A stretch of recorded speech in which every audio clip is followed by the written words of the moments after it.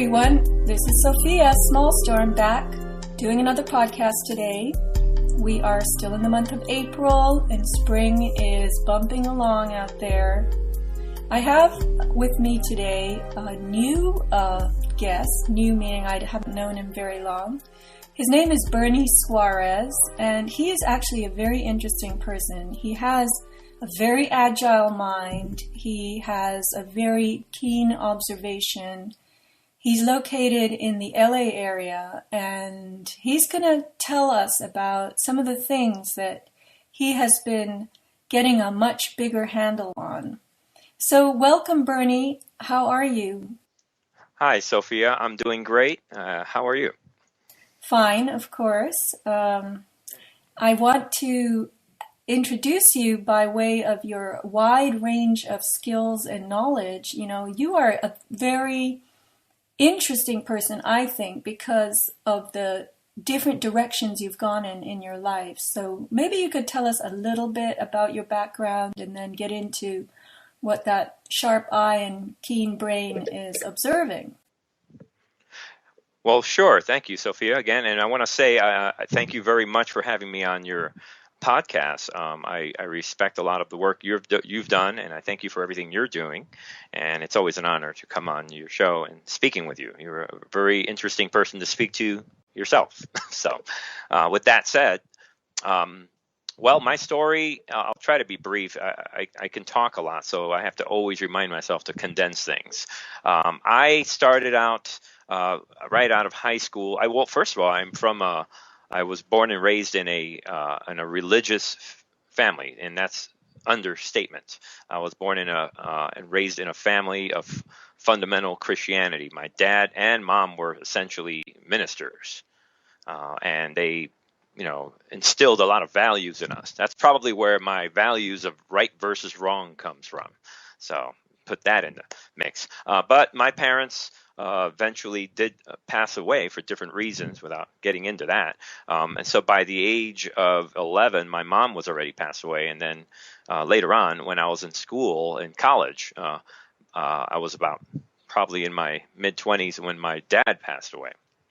Now, right after high school, I decided my entire life has been based on phases, and these phases represent what my passion was at the time. So my first passion out of high school, like everyone else, I loved watching my movies, and I remember watching the Rambo movies and all the war movies on TV. So sure enough, I joined the United States Marine Corps, and I was excited. I wanted to travel and be a Marine and fight for my country and defend the Constitution and all those kinds of things. That's what I wanted to do. I wanted to fight against evil, if you would. So I joined the Marine Corps for 4 years, and as I often have said in other interviews, I remember thinking to myself, why is all these movies, everyone is wearing green camouflages, but here we are, and there I was in Camp Pendleton, training in the deserts of 29 Palms. I said, well, why were we always wearing beige camouflages? Now, for the perspective for everyone else, we're talking mid to late 80s here, before the first Gulf War.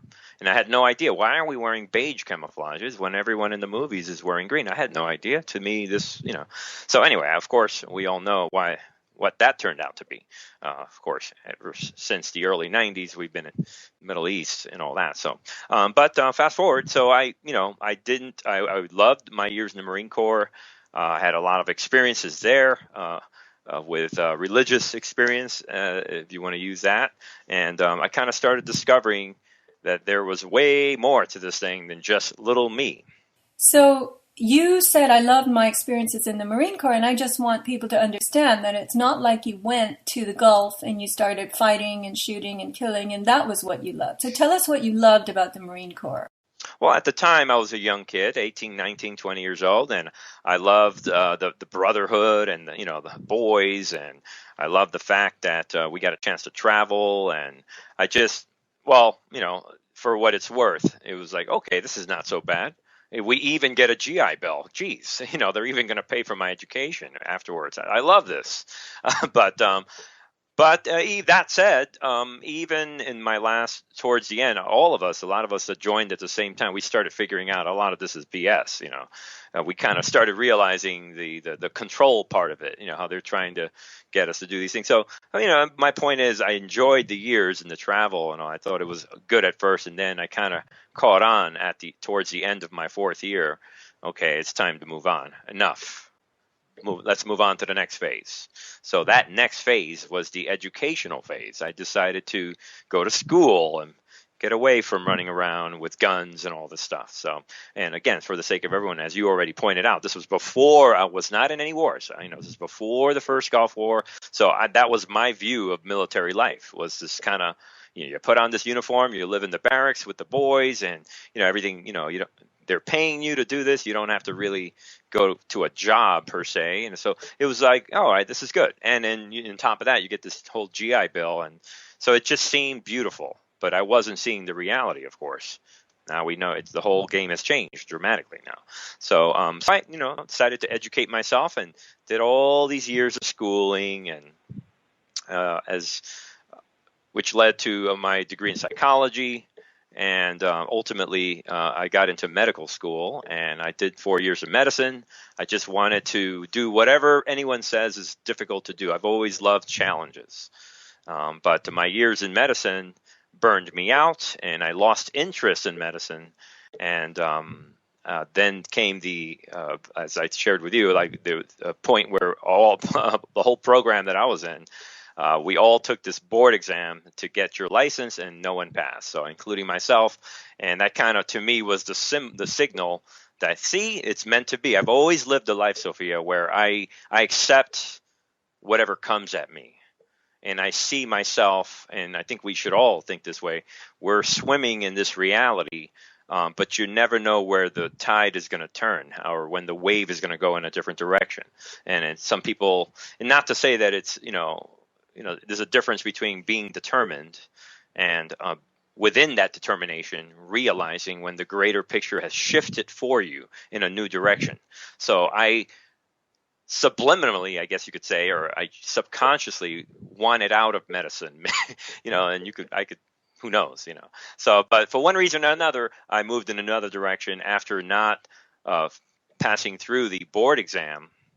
I saw that as a green light, as a good thing almost. And that said, the door had never closed. I kind of chose not to take the exam again. I could have taken it again.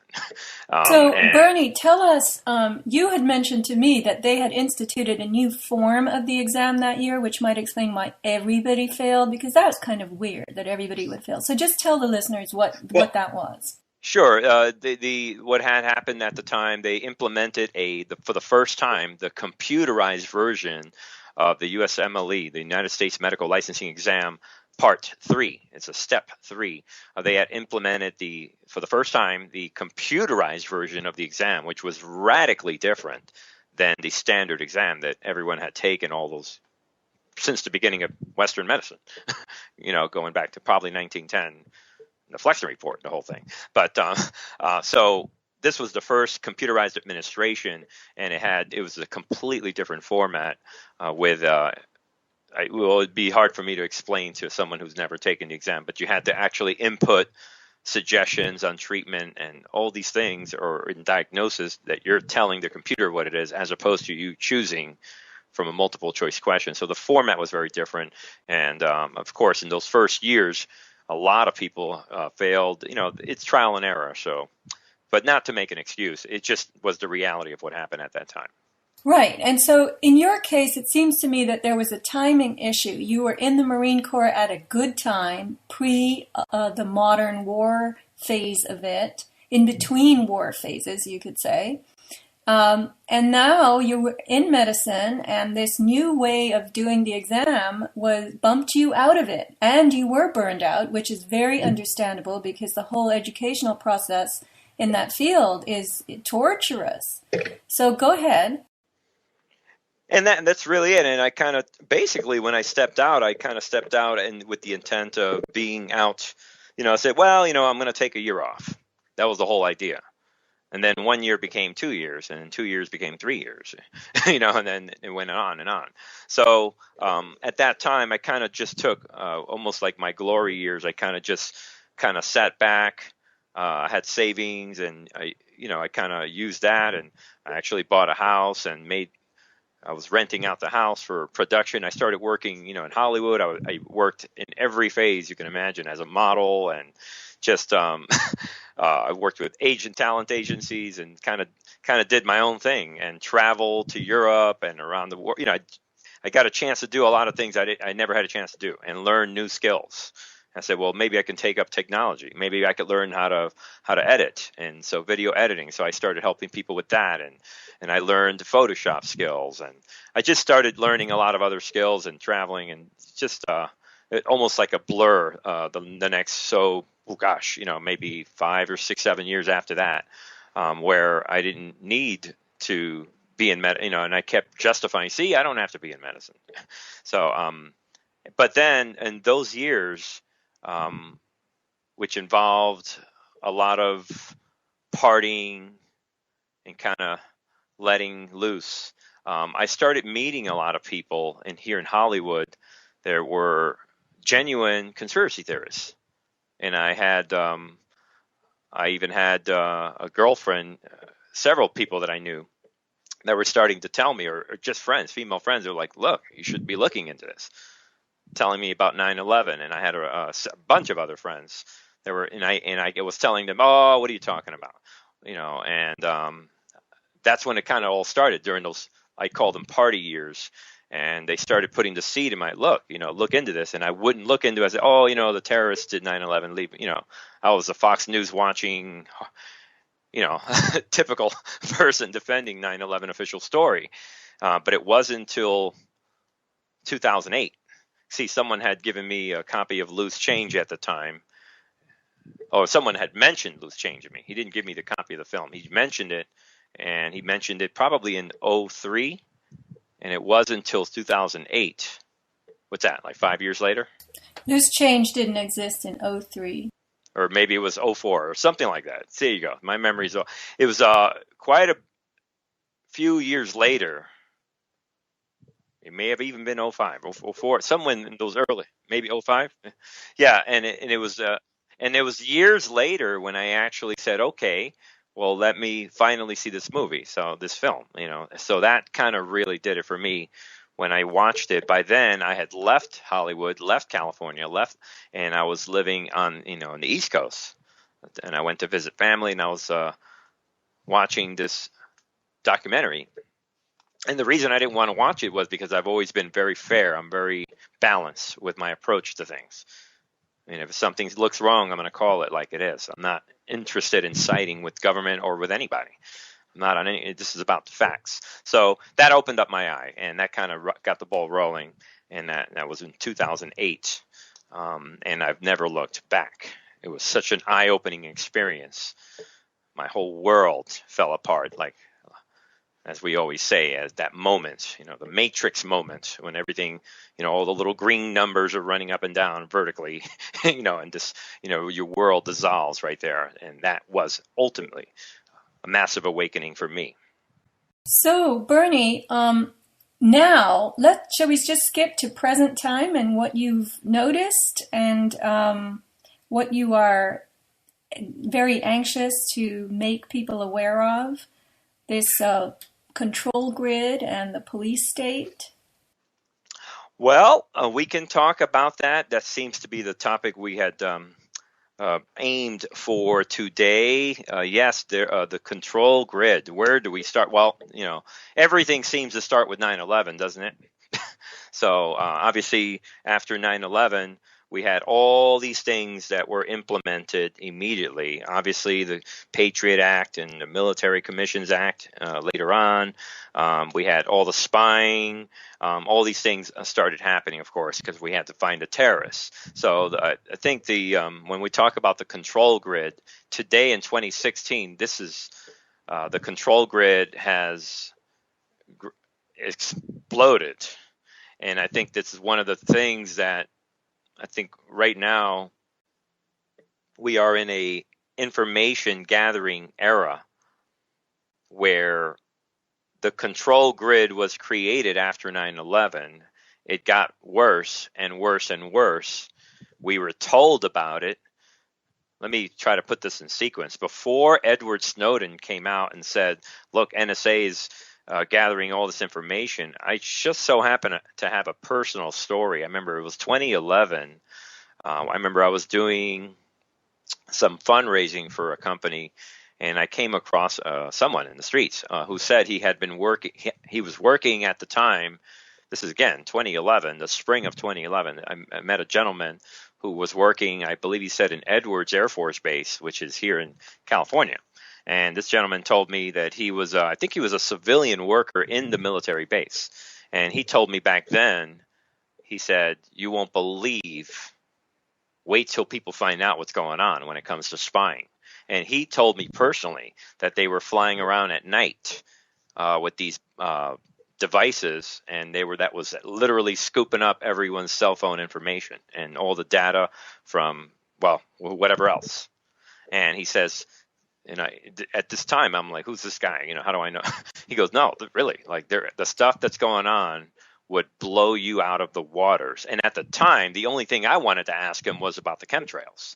I said, you work in this military base. What about the white stuff they're spraying? And he nodded his head, by the way, in acknowledgement of the chemtrail. That was, to me at the time, was like, see, I got him to nod, to agree on so that was to me the big news. And then after this whole thing with Snowden came out, I'm like, I thought back to what he had told me. See, that day, this gentleman, he just wanted me to know that this control grid, this collection of data was the big deal, and that was concerning to him. So this thing had been going on, and we didn't realize it was happening. And so now, to fast forward to today, what's happening today, Sophia, is we have, as you know, we have now this control grid is so deep that we have now controlled events that are taking place. And we have information gathering now that's happening in every direction. So one of the things I want to do to kind of, for the audience, whoever's listening, is to kind of walk through this. Here in Los Angeles, we have the LAPD. But the control grid, to understand it, you have to kind of look at it in pieces, because we can talk about a lot of stuff and someone can get lost. What is this guy talking about? So let's break this up into pieces. When we're talking about well, let's put it this way. You have the military. They got, the military can now try, they can try you thanks to the Military Commissions Act. They had their power going, but we're going to put that aside. And let's get into local police. When you're dealing with local police, you have, and I'll try to go through this quickly, and you have consent decree. This is an agreement that the federal government puts out there, and they'll make deals with local police throughout the United States. That it's an agreement that basically gives the federal government oversight authority over that local police. And somebody might say, and that can be spun as a good thing, by the way. Thanks to federal, oversight over the police corruption is down. You could spin that in a positive way. So I'm aware of people that try to spin that in a positive way, but nevertheless, it's a federal government oversight of the local police, which allows them to. So that's in place already right now? Yes, that's been in place for many years now, for many cities throughout the U.S. Yes, and you can call the police department, hey, consent decree, and they'll tell you right there. Yes, we'll have to do this, because of consent decree. So what it does, it allows within these local police departments, what they'll do is they'll set up a task force, to make sure that they're abiding by consent decree. And that includes the federal government monitoring what they're doing, what equipment they have, what they're not doing, just about anything. They can monitor it under the umbrella of consent decree. Hey, we're just looking out for you, making sure you guys are staying in line. But that gives the local police, it creates this top-down control from the federal government down to the local police. It creates that top-down. So that's really, fundamentally, that's really the issue. As opposed to the police departments acting autonomously. And now, of course, how did this happen? A lot of people point back to the longtime Rampart police scandal. that happened. I believe it was in the 90s, mid 90s, when all this corruption in Los Angeles, and that so, a lot of people point to that as the reason why we had to do this. So what you have now is the police can do something. If the police corruption, problem, reaction, solution. Oh, we have police corruption. Well, we're reacting to it. The solution is going to be we're going to need federal government oversight of this police department. Okay, so Bernie, I looked up consent decree. Sorry, shouldn't have made that little blunder. Consent decree. And it says here, under Los Angeles, LAPD, the consent decree overview. Consent decree is intended to promote police integrity within the department and prevent conduct that deprives individuals of their rights, privileges, or immunities protected by the Constitution of the United States. The consent decree places emphasis on the following 9 major areas: management and supervisory measures to promote civil rights integrity, critical incident procedures, documentation, investigation, and review, management of gang units, management of confidential informants, program development for response to persons with mental illness, training, integrity audits, operations of the Police Commission and Inspector General, and community outreach and public information. Yeah, and one of the things you read was management of informants, and again, it's kind of like Agenda 21 or Agenda 20. They have all, peace and love, global peace, same thing. You kind of have to read through the presentation to really grasp a lot of this stuff. Right. So this is the spinning that you mentioned that is positive. Correct. So can you translate this? Well, people have to just translate this on their own. This is, again, a top-down oversight of the local police responding to the federal government. And I think people have to realize, it is what it is. So this is just a introduction to the information that I'm about to talk about. But once people understand that this top-down responsibility, this answering to the federal government is already in place due to the consent decree. That's all I'm saying. Without breaking it up any further, analyzing it, you can cut it. It's like anything else. Some people say, well, it's a good thing that's in place. It's like saying, it's a good thing the police exist. Otherwise, what? Maybe people would argue, oh, it would be chaos, which, by the way, it's not true. But some people believe that, and you need police out there. So the heavy hand that came down after the rampart corruption of the mid-90s, and people can Google that if they like. I remember reading about it.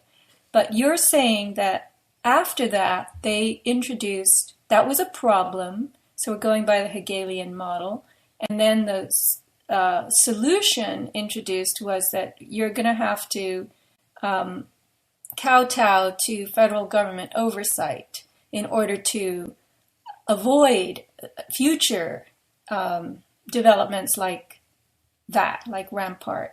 So that seems to be good, but what you're really telling us is that the LAPD and PDs all over the country really are following federal government orders, which is a very different situation altogether. They are creating an interaction, or this communication between the two, where one answers to the other. And we're going to get into this concept because this is now happening globally, by the way. This is just the tip of the iceberg. You have to forge the relationship first. And that's what this was in the 90s. They created the relation. They forged this communication. Okay, this is happening. Okay, now that's in place. Fine. You could point to a million good reasons for it, but it's there, and that allows the rest of what I'm about to talk about to start flowing.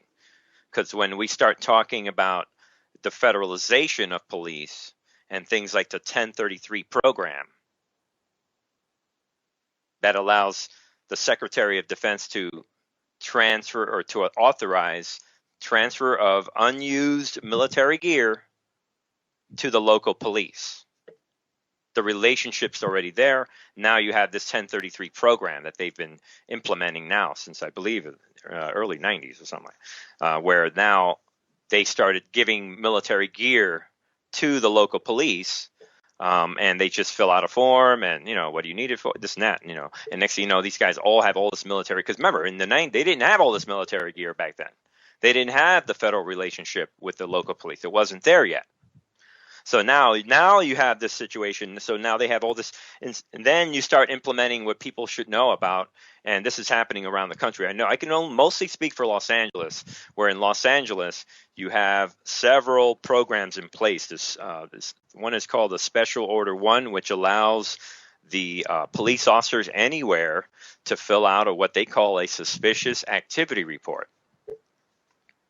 And what this is an observational, because remember, I'm going to keep coming back to this, we're in an information gathering era right now. And so now they can observe anything and write it down as a suspicious activity report. This could be anything. Man walking down street with a heavy jacket in the weather that's not that cold. Man walking down street with heavy jacket and combat boots. Man walking down street with open beer bottle. Or man seen to throw object towards car and not sure if it was a knife or gun or a stick or whatever they might create. Suspicious activity report without you knowing that you're part of it. Now they can create one, and as soon as they do this, this information goes straight to the federal level. These fusion centers that they have all over the country, they have about 77 of these or more. The last time, I think it was 10th Amendment Center was talking about this several years ago. They were talking about 70-something fusion centers. So this information automatically goes into this fusion center where now this information is being gathered. It's all collecting. And now all this stuff is, we can keep going with this. This information gathering, all this information gathering, it's going to databases that can now be shared with any federal agency, any local agency, local police or federal agencies anywhere in the country. And so you have this grid that's now spreading. And we had this whole campaign about see something, say something that they rolled out on us years ago. And I think it was in 2009, I believe. See something, say something. And then what the goal was, while this information gathering was already happening, this is all post 9/11 era now, all this information gathering happening at the local level. Now you had, I think, an important date. Again, this is my take on it, and you don't have to agree with me. An important date in this domestic war on terror and this whole control grid that we're talking is when you go back to the Bin Laden death hoax of 2011. I was writing about this then, and no one was paying attention. And I feel lonely sometimes, but that's okay. I'm going to keep writing about these things. So if you go back to the Bin Laden death hoax on May 1st of 2011, we hit a turning point in all of this. Right after this event happened, you had individuals going on conservative Christian networks like the 700 Club, and some of these talking about, well, now that Bin Laden's gone, we have a new problem. And it's this whole idea of the domestic terrorists. They introduced the phrase back then, or sort of, they were probably still working on that before that, but this is when they rolled it out, this domestic terrorist. And you had an individual, and I constantly point this out to people, this individual named Eric Steckelbeck, who had been working since the mid-90s, early 90s, with a gentleman that's named Stephen Emerson. And Stephen Emerson was had a documentary back in the early 90s talking about the terrorists among us. So they were working on this since the 90s. And now, after the Bin Laden death hoax, the same guy, this guy that was working with Emerson, Eric Steckelbeck, he released a book. And right in conjunction with the Bin Laden, whole thing with Bin Laden, he comes out and says, hey, my book is ready. So this is a grand opening for his book. His book was called The Terrorist Next Door. And he rolled out into Christian stations with Pat Robertson and all this, and they're interviewing this guy and not realizing who this guy was. And so anyway, they started rolling out this whole thing. From now on, this whole thing with Bin Laden and Al Qaeda, that's out. From now on, we have to watch out for these Americans. And because we do, we're going to need to take measures to watch out for these local, the terrorists that are here in the U.S., domestic terrorists. And then that gave fuel that sparked an even greater wave of information gathering, spying on Americans, and all these things. And that's when I met this guy back in 2011 that was telling me that they were doing this back then, that the Air Force was flying planes, whoever, from the Air Force Base, flying across at night while everyone was sleeping, gathering information, scooping up the information on their cell phones and whatever else. Okay, Bernie, are you aware of Clinton's Executive Order 13132, August 1999? It's called Federalism. I'm not familiar. Okay, that I think is what you're talking about in this relationship where the federal government started to form a bond with the police. But it's actually an executive order, and it gives the president and the federal government authority to override these local entities and agencies. And I'm going to send you this link. I will also put it up with the show. But this comes from the website anticorruptionsociety.com. And I had done a few interviews on the corporate United States with Anita Whitney, who is the person who's put this website together. And she made me very, very aware of this executive order, which basically runs our country today. And I think this underlies the situation you're describing to us. So I'm going to send it to you now on Skype, and it will be there in the show description as well. Thank you very much. I appreciate that.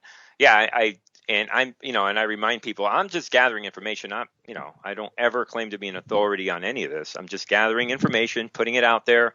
I'm a person that, and I'll get to this later, where, and when we talk about solutions, hopefully, before I'm done, where people have to think with both their left and right brain and realize the reality that we're in. But thank you. I'll look at that. And so that's what we have going on now. And then I shared, I think with you, or I've shared with others, I had a recent situation where I came into contact with my situation here in Los Angeles when I'm a musician and I was playing a show out in a certain street in Los Angeles. And make a long story short, private security didn't want me there. And next thing you know, when I came back to the location after being told that the streets was private and they were wrong about that, I came back to play in that location.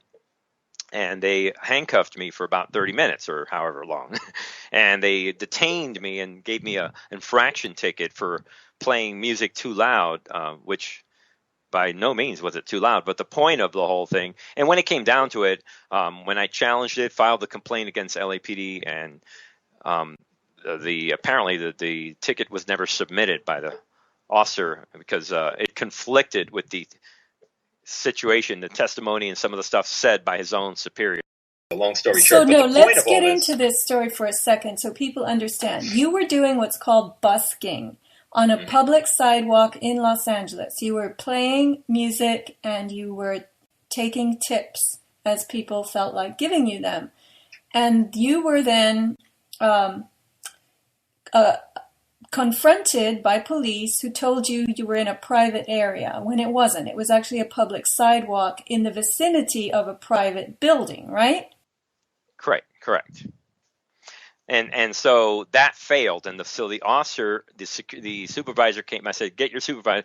So he kind of acknowledged that might be a wrong accusation. So he said, "Hey, do me a favor, move from here for today." And then, I guess he just wanted to look good in front of the private security, which is where I'm going with this. This whole complaint was created by private security. So 2 weeks later, after I emailed the officer, did some research, called the city, I gave them the contact number to the main investigator for the city, just basically proved 100% that it was public property, not private property. So I went back to play. Even the officer had acknowledged in the email, okay, I guess I'll see you there next Friday. So when I went there on a Friday, that Friday that he was expecting me there, sure enough, within a minute that I started playing, I was ambushed by 2 officers who then immediately just said, oh, well, you're being too loud then, all of a sudden, even though I had been playing there for at least 6 months. And I've never been too loud, and I have a very small amp. But the point is, they created this accusation just out of a whim. They just created it right then and there in real time without any need for proof. So one might say, how can that be? Well, actually, let me explain to everyone how that works. And an officer explained this to me in detail, so here it is. This is an officer from LAPD explained this. He said, once anyone can go, and this goes back to see something, say something, this whole idea, and everyone should know this. You don't have to be playing a guitar or any instrument to experience this. You could be a vendor out there, or you could be, maybe one of those Christians giving out flyers. It could be anybody trying to do something in public. If somebody does not want you there, anyone who is anonymous can just make any call and say that you're a problem, citing whatever they can cite without any need for proof and without having to prove who they are. It could be any anonymous person. As soon as they do that, and information was given to me by the officer, somebody sees me playing there, they make a call that this musician guy is out there. I don't want him there. As soon as they say that to the police officer tells me that at that point, you are the problem. You, the musician, whoever it might be, you are now a problem and you must be removed. And he said to me, they can show up without any warning and just go ahead and give me a ticket right on the spot without any evidence, without any proof or anything. So that ticket is something that then puts you under an obligation, right? So the ticket Correct. Means you have to pay a fine or you have to appear at a hearing. But so any citizen, any other fellow human being can think up a ridiculous, unreasonable, not based in fact or reality reason to have you ejected and have you made into a problem. And that will be honored just by a mere phone call. And then you will be given some kind of fine, monetary fine. Well, the potential's there for a fine. I was going to challenge it, and I already had a pretty serious attorney already on. I think they sensed that. And so the police officer never submitted the ticket to sort of get out of it. But they can write a ticket, and the consequence of the ticket is usually a fine. You're given a warning, a verbal warning if the guy is nice, but he has the authority and power to cite you and to require you then to have to part with some of your money to make restitution on whatever you were being a problem about, right? Correct. Of course, the officer has the discretion to give you the ticket. Of course, then you have the discretion to plead guilty or not guilty. If you plead guilty, then you have to pay whatever that fine is. If you plead not guilty, you're pulled into the system, and now you have to dig yourself out of the hole that they created for you. You have to hope that somehow you have enough evidence to prove that you're not guilty. This is guilty till proven innocent. So remind us about, what did you say? See something, say something? Was that what you said? Correct. The See Something, Say Something campaign. This was a iWatch program. I think it's a federal program. I believe they started this in 2009, where they with these videos everywhere. The DHS website had a bunch of videos on there. See something, say something. It's a citizens snitching program, that a federal citizens snitching program that it's implemented at the local level by police. Just see something, say something. You see a package or you see somebody acting suspicious. Again, it goes back to me, with the example I made. A man walking down the streets with heavy coat. Everyone else has T-shirts. Maybe maybe this guy's a terrorist. So you just call him in. Don't even worry about what he's doing. Even if he's just minding his own business, he's potentially a problem. Call him in. They'll come and check him out. Maybe give him a ticket, whatever it might be. So what we have now in place is a system where they basically delegated police authority, where anyone can have you criminally, or even an infraction is technically a criminal offense, according to the attorney I spoke to. But they can pull you into the system And as you said, whether you pay a fine or whether you're pulled into the system to try to dig yourself out of it in court with your evidence, of course, there's things you can do to make sure you do pull yourself out of the system. And if you do it really well and you have a good attorney, you could turn it around on them and maybe sue them for your civil rights violation. Who knows? But if you're going to do that, I believe it's something like 93% of civil rights claims against police usually fail. I think it's 93% or something like that. I read so, but there's not a very good success rate when it comes to that. So let's just make a point here. The material I've covered in previous shows has to do with LAW law, that is really code, Uniform Commercial Code, hundreds of thousands of silly little regulations that hardly anybody knows about in their entire, well, nobody knows about them in their entirety. This sort of octopus spider web of a legal system. But in this case, you haven't even violated necessarily any kind of code, because in your situation, they claimed you were playing too loud, but if they checked up on what the noise decibel permitted level was at the time against what you were actually discharging from your equipment, it probably wouldn't have met that criterion at all. So you aren't necessarily even being called out for violating any code. It's simply a whim-based complaint. That's exactly what it is. There's not, but the key thing, it doesn't require evidence. But in order for you to dig yourself out of it, you have to provide evidence that you did not do that. And this is the scary stuff. Mm-hmm. It's putting the burden, it's making defense a really, really almost insurmountable burden. Because when there's a bogus charge against you, then what is, you have to come up with a defense, and they're giving the power to the charger.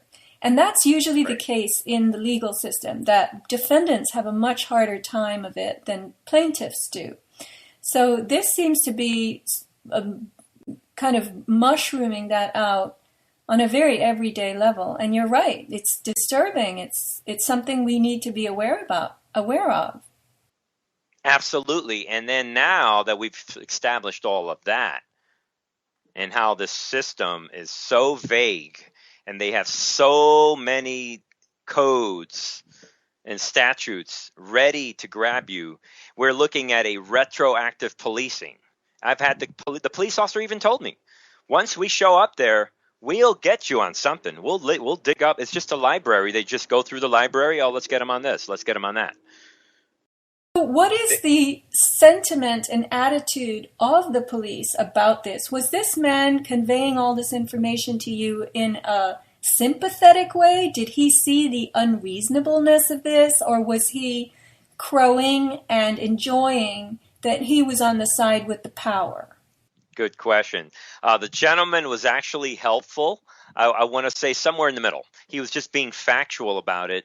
But he was saying, well, if it was me out there, I personally wouldn't give you that ticket. But he was being, matter of fact, like, this is the system that I'm in. So yeah, it really comes down to the individual officer. In other words, this power is there. It doesn't mean they're always going to use it. And, again, the discretion is there. They have this power that's being given to them by this system, by this anonymous caller. In this case, it was a security officer. The security company that was working there, they personally didn't want me there. Even though I've played there 6 months, they decided, all right, well, let's get rid of this guy. The private property thing didn't work. Fine, we'll just switch up the excuse and make believe he's being too loud. So the circumstances were painful for them to prove. But nevertheless, that call was enough for them to come out, detain me, give me the ticket, and get the ball rolling. Now I have to defend myself. Again, in my case, the ticket was not submitted, but even then, the court told me, be aware, the officer, get this, the officer has the power or the ability, he can actually submit the ticket anytime between now and the next year. When I'm not looking, this guy could submit the tickets, let's say in September or October, without, long after I forgot about the ticket. He can quietly submit it and then trigger the whole process all over again.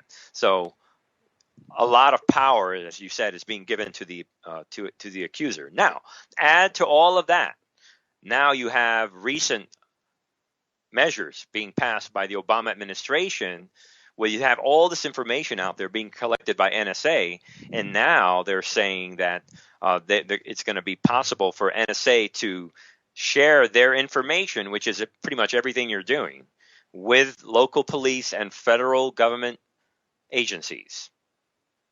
DEA, FBI, all these agencies, they can all start using this information. So now we're talking about information gathering era that we're in. It's on steroids, and most people have no idea what's happening. So with the information that's being gathered, anybody can be targeted and abused in any number of creative ways by the combined efforts of these different agencies. And then you would be struck down. I mean, you'd be the unfortunate person struck with this lightning bolt of accusation, and then you would have to be forced to defend yourself in this legal system. So, I wanted to throw in something because I did an interview quite a while ago with an individual who goes by Mark Mann, and he was a law enforcement officer himself and in the firearms industry in a sort of day job. He had, like you, creative, doing different kinds of things. And he mentioned that so many police chiefs and people who are coming into administrative levels of the law enforcement system, these are people from the military. They are people who have a background of kind of increased, amplified conflict and violence. And they are not tuned the same way as civilians are. So we're getting these people running our law enforcement divisions and agencies as well. Absolutely. They're order followers, and they're selective order followers that did well in the military for them. They were willing to, Obama's been cleaning out the generals for how many years? Like getting rid of all the generals that actually have a conscience. When I was in the Marine Corps, you had probably a lot of good people in there. Well, I was in there. I'm a good guy, right? No, just kidding. But, we were all in there with good intentions. Now you have, still a lot of people that don't realize, young kids joining. But there's arguable now as to what their intentions are. So that is absolutely true. So, no, Bernie, we just have to correct the record. You are a good guy, or I wouldn't be interviewing you. And I want you to tell people your website so they can go and read some of your prolific writings. My website is truthandarttv.com. And there's a reason for the truth and the art, because in that concept, truth and art, I believe lies the solutions that hopefully we'll have a chance to talk about before I'm done here, where people have to merge the intellectual and knowledge-based information with the art, the right side of your brain, with the spatial and creative and artistic part of humanity. And the two have to come together. So truthandarttv.com. So, yes. Why is it TV? I think at the time, truthandart.com was taken, although years later now it's available. But at the time it was taken. So I wanted to put as many videos on there, and when you go to the site, you literally will see hundreds and hundreds of videos of what I believe are the best videos, broken in some cases by topic. But a lot of, we're in a generation now, the millennials and these guys, they respond to videos. So the truth part of it is the articles, and that I reach out to the intellectuals. Not that people that watch videos are not intellectuals and vice versa, but we are living in a multi-dimensional reality with different types of people. And I argue all the time that you want to reach out to the different types of people.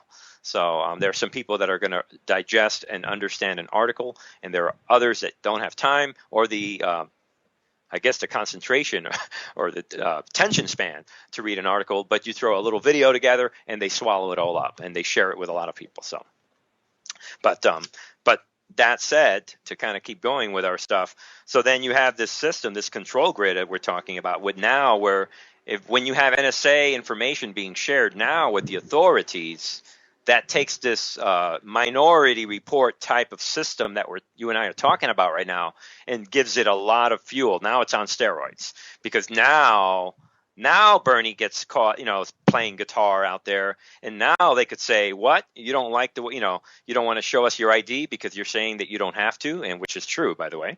I don't have to because I'm not required according to the state of California. I'm not driving. I don't need to have an ID with me. Oh, we don't like your answer. We'll be right back. Let's go to the database. Let's go to the computer inside the police car. Wow, let's see what NSA has to say about this. Now they can dig up anything about me right there in real time and say, really, mister, you don't want to show us your ID? Well, what about this? So how do they know how to dig up on you other information if you haven't shown your ID? I'm just making that example because when this happened, I didn't show my ID, and that's the reason why the officer detained me and put me in handcuffs, because I wouldn't show him my ID. It's probably why he didn't submit the ticket either. He's afraid, he's so. But I'm just saying that's what just happened to happen. But I'm making an example now with this new the way things are going now with the NSA sharing. This is a whole nother ball game. Okay, so they approached you. Did they ask you your name? Did you tell them your name? So then, given your name, they had enough to go on to start looking you up. So you gave them your name, but you did not show them your ID because you don't have to have ID on you if you're not driving. And pretty soon, I'm sure they're going to change that too. Well, in California, not in every state varies. People have to look this up. In California, unless you're driving, if you're walking down the streets, you're not required to have an ID on you. And you already know how the legalese works. They have ways of phrasing it. So, they'll phrase it. Usually they'll phrase it as, got an ID? Do you have an ID? That's how they phrase it. They don't ever say, give me your ID. They can't say that. So they phrase it in a different way, in such a way that they assume you understand what they mean and you're intimidated enough to give it to them. So, and then they, at their discretion, will do whatever they have to do to get you to comply with what they want you to do. This is about what they want you to do.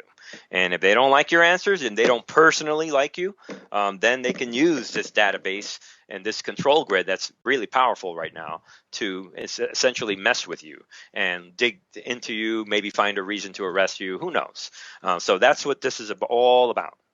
And while we're saying all that, and once they have you in the system, as you said, they can potentially get money out of you. They can blackmail you. We had a situation now where this thing is completely out of control. We had a story I saw, I think last week, or someone made a video of where this Matthew Mills, I don't know if you remember that name. This is a young gentleman who I guess grabbed the microphone at the Super Bowl a couple of years ago and told everyone, 9/11 was perpetrated by elements in our own government.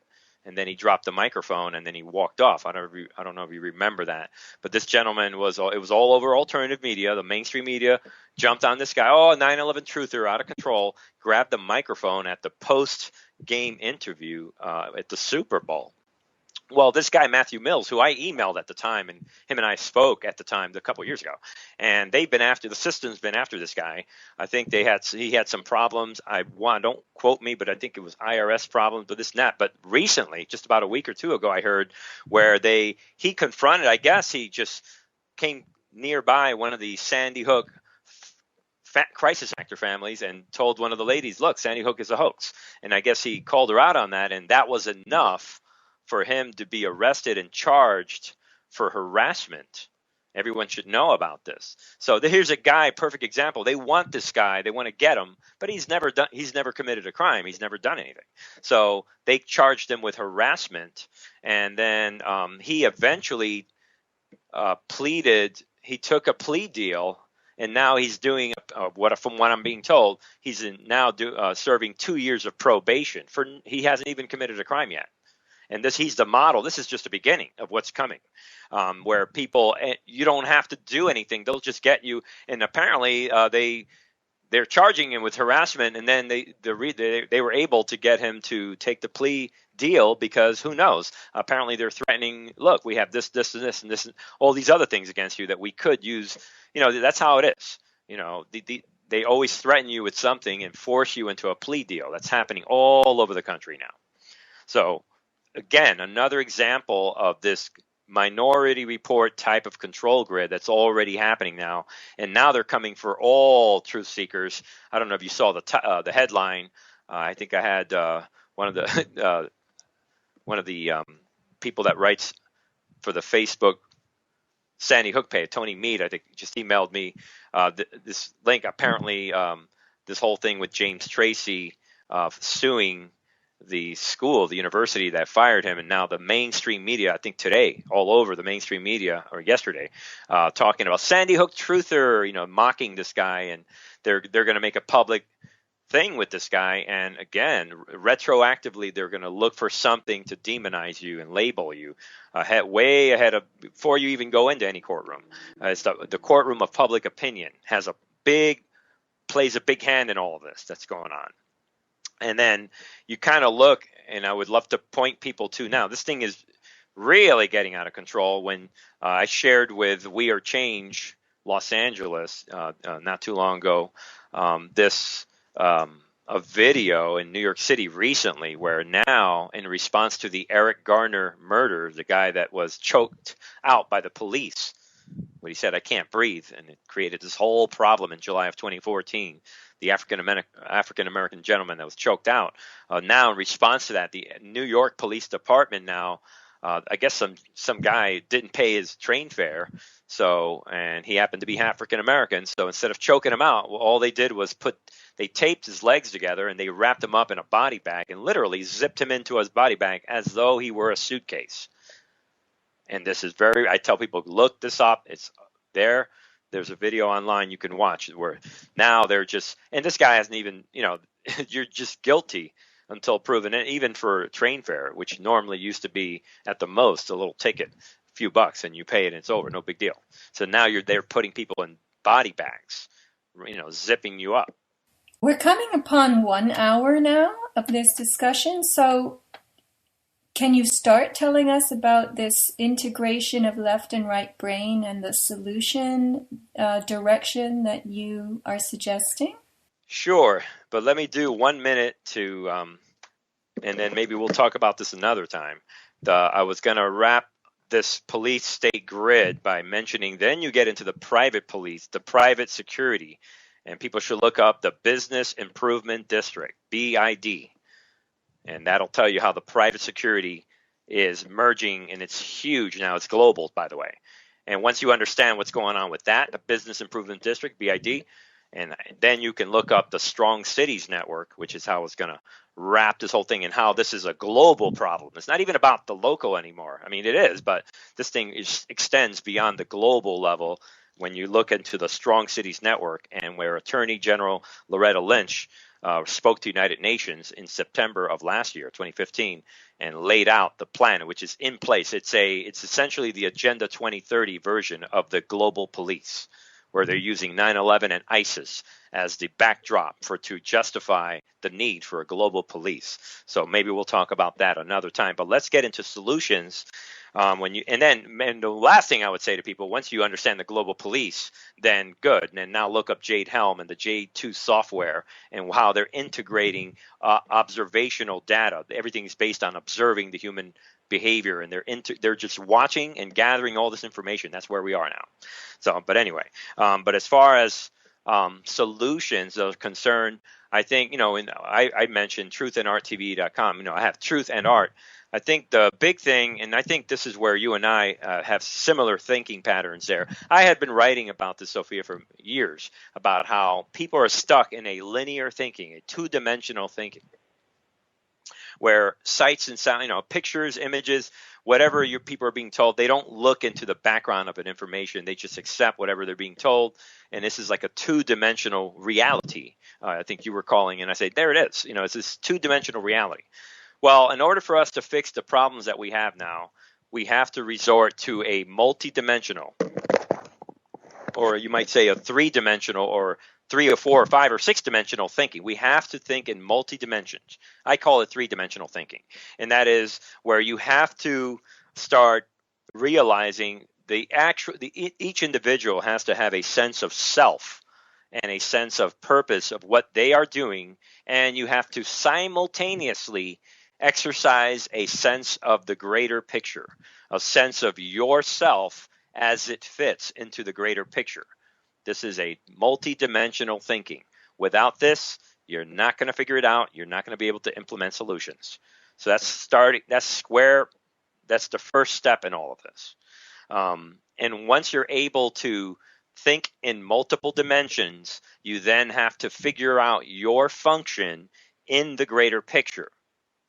And so how does this whole thing, so really, and I, again, this is from my point of view, the key thing is to take what we're trying to do, you and I, Sophia, and a lot of us, we're trying to trigger care. The issue is no one cares, no one is aware of what's happening, therefore they don't care. So we're trying to spread all this information, the left brain, all information, all that's left brain. So, but we're trying to trigger how can someone care, which has to do with acting on something. And I call it care and desire. Care is based on what is important to you. Bernie, I'm going to mention or backtrack a little bit. When you said that we have to think in multi-dimensions, I don't know if you made it clear what exactly that was. I agree that everybody's linear. They're getting their news from two-dimensional screens. They're watching videos which are really two-dimensional and could be fictional for all they know. And they're not seeing themselves in the scenario, I think is what you're getting at. They consider themselves removed, a spectator, a passive bystander to the content that they are being exposed to.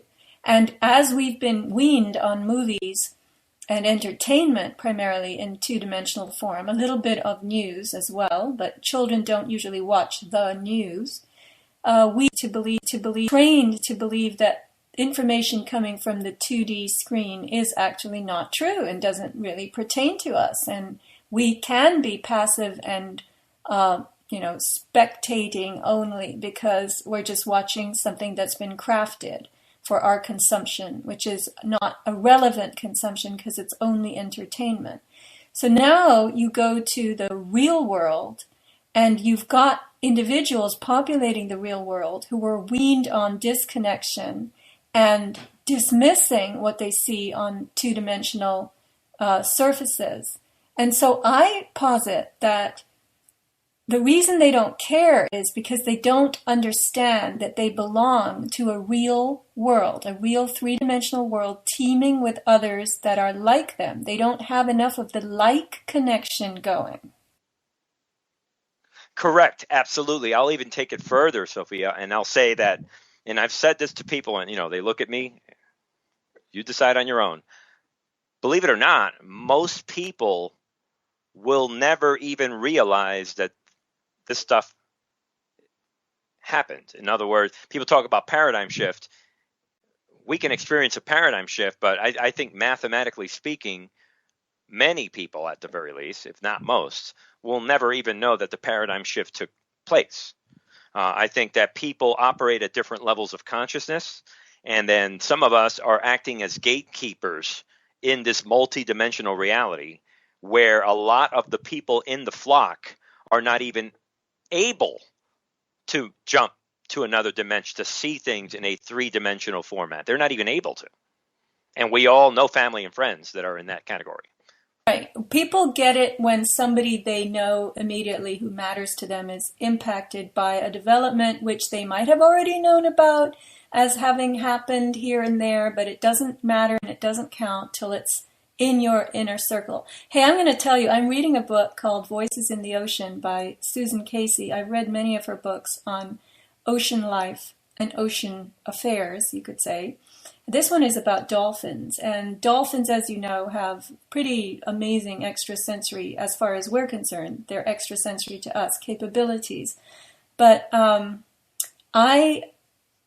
just stunned by one of these stories. It is the exact, complete, polar opposite to what humans would do. So this dolphin researcher is close to shore with a bunch of dolphins, and they're all frolicking and having a good time. And I think they're being fed or something that should interest them. And then suddenly, boom, they all zoom out to sea. All of them, the whole pod goes racing out to sea, and she's in a boat with motor power, I would imagine, and she follows.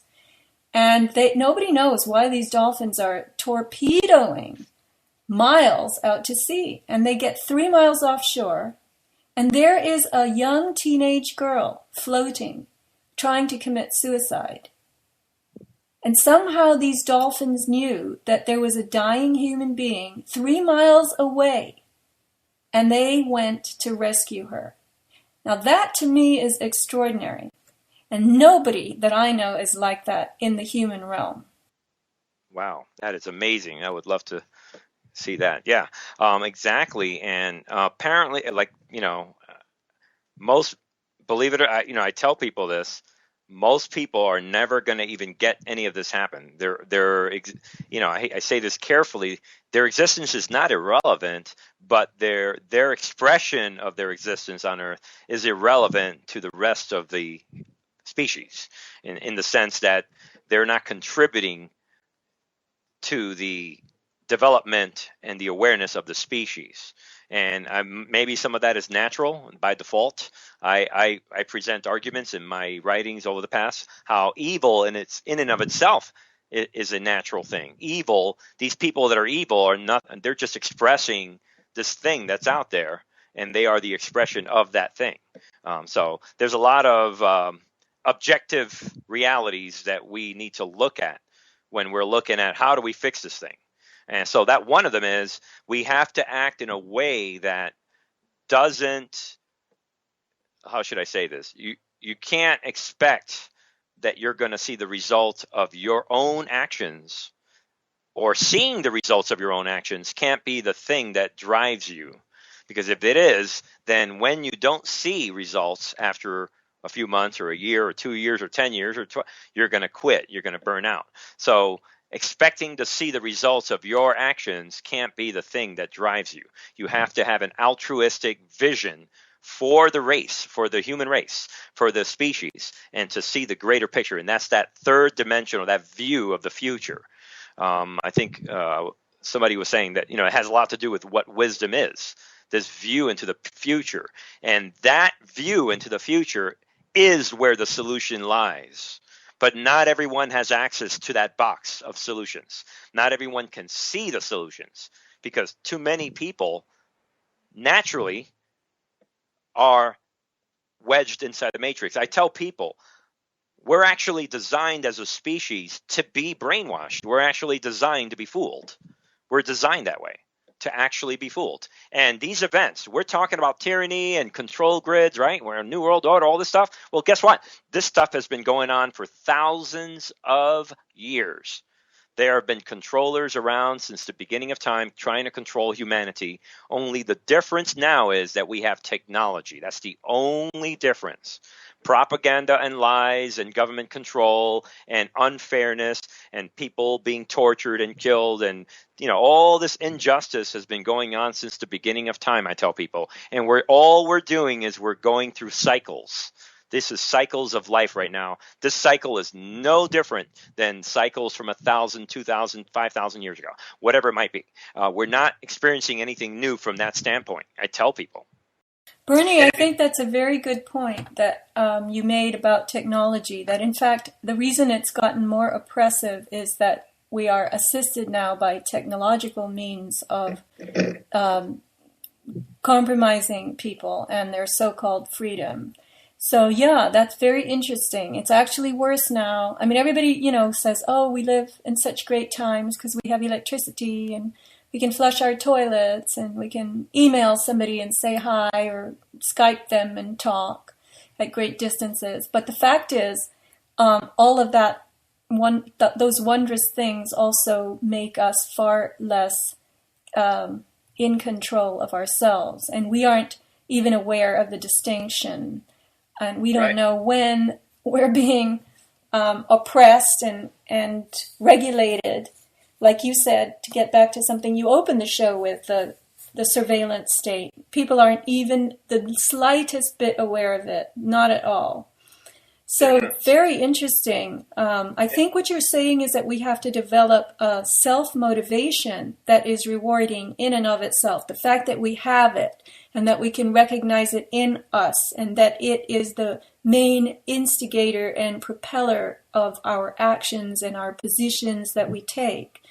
And that we may not see the results anytime soon. But yeah, we're building the future based on how expansively we operate from within ourselves. Exactly. And in my book, by the way, which I have available on truthandrtv.com, The Art of Overcoming the New World Order, I discuss all of these topics in my book. And I try to make the book simple to where any kid could read it. I dumbed it down, I guess, maybe because I'm dumb. I don't know. I'm just kidding. But I dumbed it down, and which is the concept of truth and art, to kind of keep it simple. Don't overwhelm the human race. This is going to be intellectuals, that gatekeepers that get it. But you want to reach out to the average person. And in my book, I discuss all this stuff on how you have to essentially digest the reality of all these things that are happening. You have to digest it. You have to accept it in a sense. And I had one person commenting, "Oh, what do you mean accept it? Oh, you're with the New World." They thought I was disinfo. No, you actually have to embrace it first so that then you can reach inside the matrix or inside all of this and be able to reach others. You have to accept that it's happening first. If you're in denial, you're never going to get to the solution. You have to accept that it's real. And then once it's real, now you can work towards working your way out of it. But what's happening is nobody wants to embrace the reality of what's happening. So you can't fix a problem that doesn't exist, right? So it's just doesn't, it's not possible. And there's a lot of ways of doing this. So I tell people, you have to, one of the big things, and this is probably what separates me from a lot of other people out there. I find, Sophia, that a lot of people are either heavily right brain or heavily left brain. Everything is logic, science, and this and that, or everything is like, completely detached from science. Just do, everything is spiritual and all. And it's a little bit of both. And I ask people you have to exercise both. You have to see the balance in both. You have to be able to reach out to the Republican and to the Democrat and see where they're seeing things differently and navigate. We're all informational Jedis, and we have to somehow be able to reach out to both sides while navigating each in the direction that they need to go. Or as I think the Oracle in the Matrix once says, one of my favorite lines, "I'm only telling you what you need to hear." And that's what I tell people. I'm telling you what you need to hear. And then you guide them towards that solution in the context of their life. Or as I said in an article several years ago, finding keyholes to consciousness to overcome the New World Order. You have to find it. That keyhole is in a different place for each person out there. For some people, it's the financial collapse. For some, it's 9/11. For some, it's Sandy Hook, or some other recent false flag, or ISIS even, or any of this stuff, or global warming, or whatever you want to call it. So everybody has a different thing that gets them. It's personal to them. For the people in the Middle East, it's the murder of their own mom or dad, or the takeover of your own nation state. It's gonna, different things are gonna wake people up in different ways, and we have to be Jedis in all of this and realize that it's not all right brain, it's not all left brain. And there is objective truth out there. So we have to line ourselves up with that truth, and we have to induce some sort of motivation. And that's where when I'm talking about care and desire. That's where I'm saying that what someone cares about is that thing that is important to them. The desire that they have is that thing that they seek pleasure in. You may desire something for simply liking it. You like how it feels. You desire it. Or you may care about something because that's important. Family, friends, or some belief system, or if you have ethics, you care about this thing. You care about right and wrong. You care about justice. So the key is to bring care and desire together. If you have to desire that thing that you care about, and if you kind of bring it together, that's going to help spark desire and care another. You have to be the light. I use the word alacrity. If you don't carry the truth with alacrity, and if you're not the light, then no one's going to want to follow you. Nobody wants to be invited into a dark cave. But if you show them that in this dark cave, there's some trials, but at the end, there's a powerful light, and you're never going to have to, that hope is what people then will say, oh, well, in that case, maybe I should go in there. And they'll follow you in, and then you can lead them towards hope. And humanity, the main goal in all of this is to thrive. Humanity wants to be happy. Humanity wants to be able to live its life out in a natural and a pleasant way. Here's the last thing I want to mention this. The ruling elite, what they have done, and nobody, even truth seekers and nobody sees this. It seems this way. But what they have done is that they have come up with their version of the future and their version of the light and their version of hope. It's called Agenda 2030 or Agenda 21. Oh, global peace, prosperity, everything's going to be great. We were just talking about consent decree? Oh, that's going to help with the police. Everything they do, they put a positive slant on it to make it seem like, hey, this is good. The light is at the end of the tunnel. You see, they're doing it, but we're not doing it. We're saying, hey, everybody, 9/11 was the inside job. The world's going to end. We have to present also a clear and bright future for anyone. We have to somehow take all this horrible information and show it to someone in a way that shines light. Because in the end, the only way to expose darkness, I tell people, this is physics. Look it up. The only way to expose darkness is with light. Yeah, that's true, Bernie. And I found I was going through an old folder today and throwing stuff out as we need to periodically. And there was a piece of paper at the top. Somebody said, it's printed, worth reading. Read each one carefully and think about it a second or two. So I'm just going to pick one line. Don't cry because it's over. Smile because it happened. And that's kind of what you're trying to express here with the truth delivery, truth message delivery. It's a very scary thing that we tell people, and when they hear it, they want to do that crying. Oh my God, is it that bad? Don't ruin my day. Don't tell me now. What am I going to do? But we have this material that is very oppressive in its nature and character, but we have the opportunity to feed it out there and empower people by giving it to them.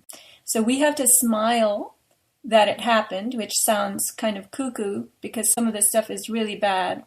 But bad things have been going on for eons, and this is a pain planet in many ways. You've got to get through lots and lots of trials.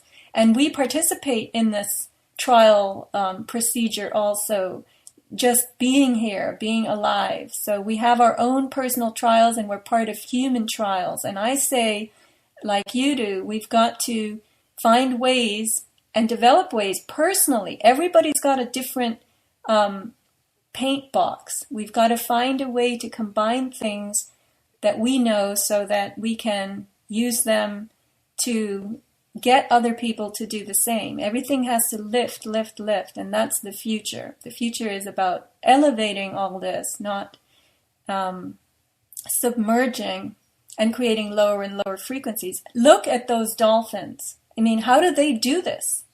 How do they know such things? Do you remember the Cuban refugee boats? And everybody died except for this little 5-year-old boy who managed to... Well, do you know how he survived? There were 14-foot seas.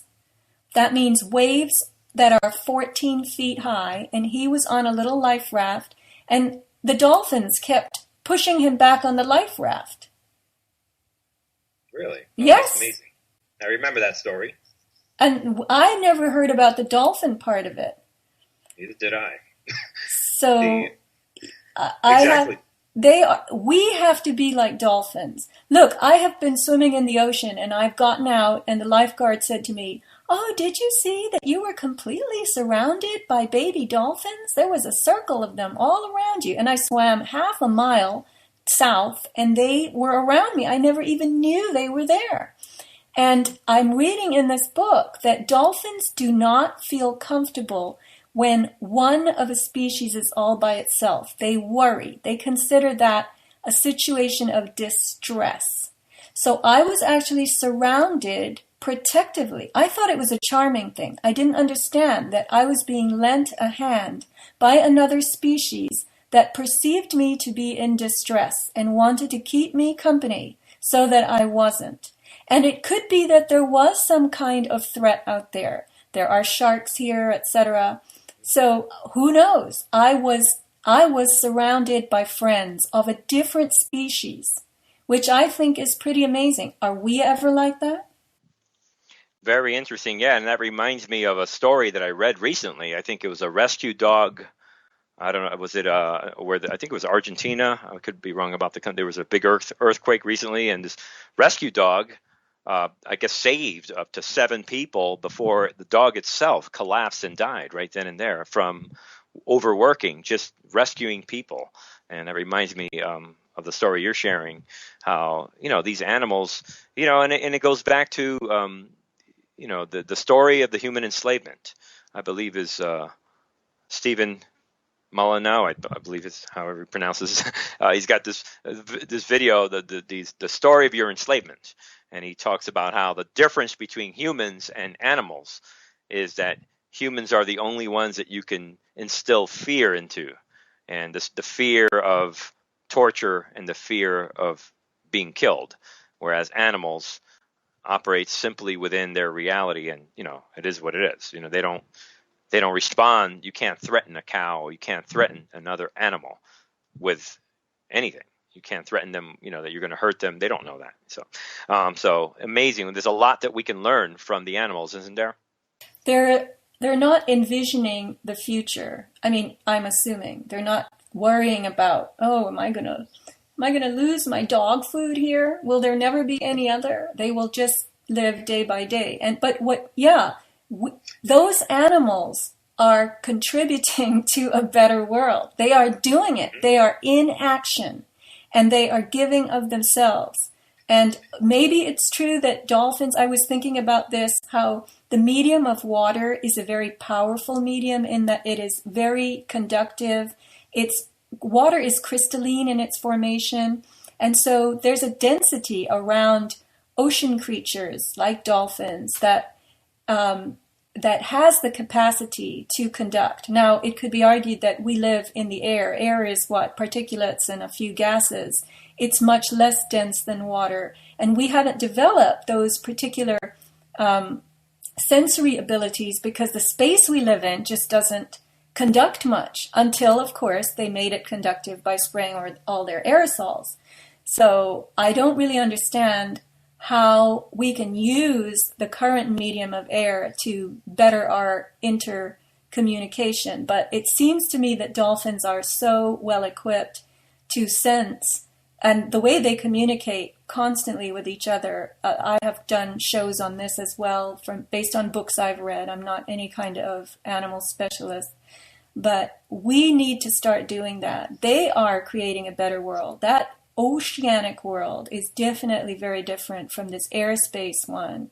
And our capabilities through technology to communicate with each other should make the difference between our inabilities in other sensory ways like that other species have, whether it's sound or it's the different kinds of waves in the medium they live in.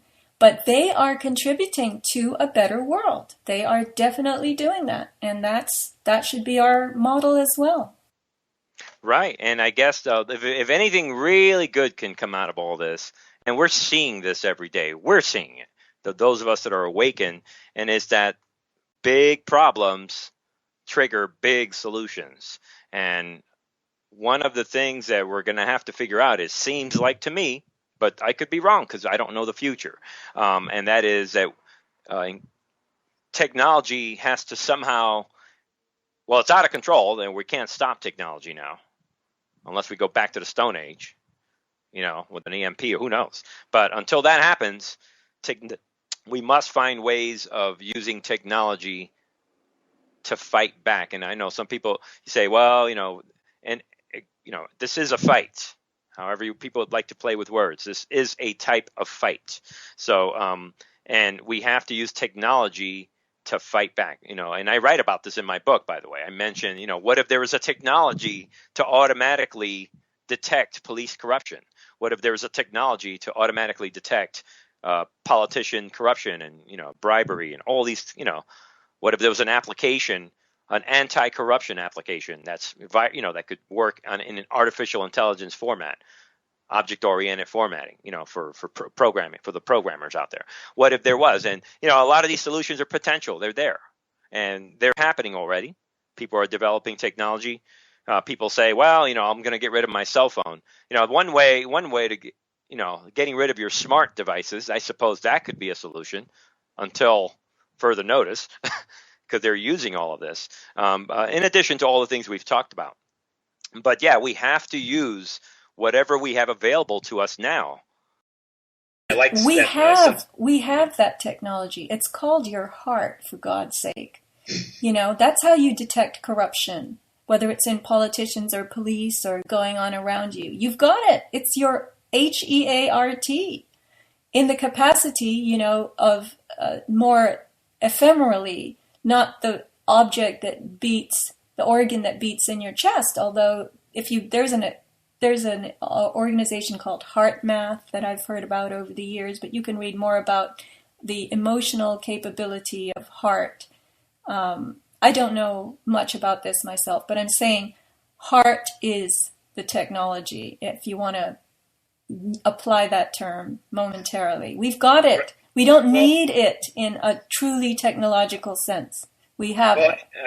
Right. I guess in an organic way, yes, your heart. But I mean, in terms of combating all this technology that's gathering people's intelligence, and all that, you want to be able, like as Snowden was saying, we have to, like encryption is a big, big deal. That's why Obama's trying to get rid of encryption and all. They're trying to, let us hack into, but, because they know if we know how to protect our lives from, our information that's out there in this in the context of this information age, this technological, if we can fight back, then that's going to neutralize whatever they're trying to do. We start talking about AI software and this whole Jade software and Jade Helm and all this stuff that's unfolding right now as we speak. And that's allowing them to merge. See, the whole thing is about forging these relationships. I was talking about forging the relationship between the federal government and the local police. Now they're forging relationships, and I didn't get a chance to really speak about all this. I briefly mentioned it, the Strong Cities Network, where the main purpose of the Strong Cities Network is to forge, and I want people to listen to this carefully, to forge the relationship between cities by merging information between companies, local police, here, in Los Angeles and in Paris and in Brussels and in New York and in Miami, kind of merging all these cities. And once the relationship is forged, that could potentially be, as many people say, a checkmate. That is the New World Order right there. Once they have that relationship, that's what they're creating, is the relationship now. That relationship is the most dangerous thing to humanity now, because once that relationship is there between these cities, there will be nowhere, in theory at least, as they want it, there will be nowhere for you to run or hide. You could be maybe you haven't paid your taxes, but you're staying at this hotel. Well, that hotel may have a deal with the police, or they might have a deal which has a deal with the police at the city that you're going to fly to next. They may be able to easily track you because they're all working together. So I think most people don't realize the depth of what this really means. But without getting into all that, understanding the solutions has to not only come from your heart, as you're saying. I totally agree with you. And your intention. Earlier, we were talking about desire and care and all these things, but that's all right brain, the passion and you. But then you get into, the intellectual battle that's going on. And we need people like Snowden and other programmers out there, and people that are fighting back, creating these applications that'll block these guys from being able to do what they're doing and protect your information. So that's where I come from when I'm saying left and right brain. You have to look at both, and because they're both in play right now. this left brain intellectual technology that's oppressing humanity, and then you have these, the desire to break away, and the heart and the love and humanity, all these things. So we have to bring the two together. That's kind of where I'm coming from. They both exist at the same time. We're living in a multi-dimensional reality, and many things are happening at the same time. I tell people, when we get information out there, the information is both accepted and not accepted at the same time. Everything, both opposite results are happening usually at the same time, depending on which consciousness you're tuned into. We're living in very completely different realities, and these realities are taking place at the same exact time. And Sandy Hook is a great example of that. In the one reality, one thing's happening; in the other reality, nothing's happening. Go ahead. Yeah, no, that's all very good and clear, yeah, in its own way, that we have duality and we have multi-dimensionality working, and it's very complicated, and these are all forces that are working on us, and our job here is to navigate our way through and into the future through those forces and those potentialities, you could even call it. I don't want to sound too new age, but yeah, what I like about you, Bernie, is you're a fireball, and you're really into digging and parsing and sorting and expressing, and your website is an expression of all that, your activism, your life path. And so that was the main reason I wanted to interview you. I wanted people to get a sense of what a little Spitfire is like, and it's you. So thank you very much for this show. I enjoyed it. Sofia, thank you very much for having me on. It's been a pleasure, and hope to speak to you again soon. Of course we will. All right. Thank you, Bernie. I will be posting things. If there are any articles that you would like me to add in the show description that are of significance, in your opinion, on your website, written by you, then please do send them along. And until next time, very many thanks, and thanks to everybody listening. Okay. Thank you. Hello, this is Sophia introducing you to Himalayan soap berries. Did you know that ancient people did laundry too? There are many plants that have natural surfactants that draw out dirt, oils, and odors and can be used as detergent substitutes. Dried berries from the Sapindus mucorosi tree in the Himalayan foothills, placed in a little mesh bag in your washing machine, will clean your clothes as well as any commercial laundry soap, which you may never go back to again. The liquid extract from the berries can be diluted for household cleaning or used to wash your clothes also. The result is really cool, clothes that are soft and smell like they hung in the sun and wind to dry, no perfumes, chemicals, fillers, or dye. And the berries are totally natural, botanical, biodegradable, as well as cheap and fun and reusable. See avatarproducts.com, the Sun and Skin section, for Himalayan soap berries and liquid soap berry extract.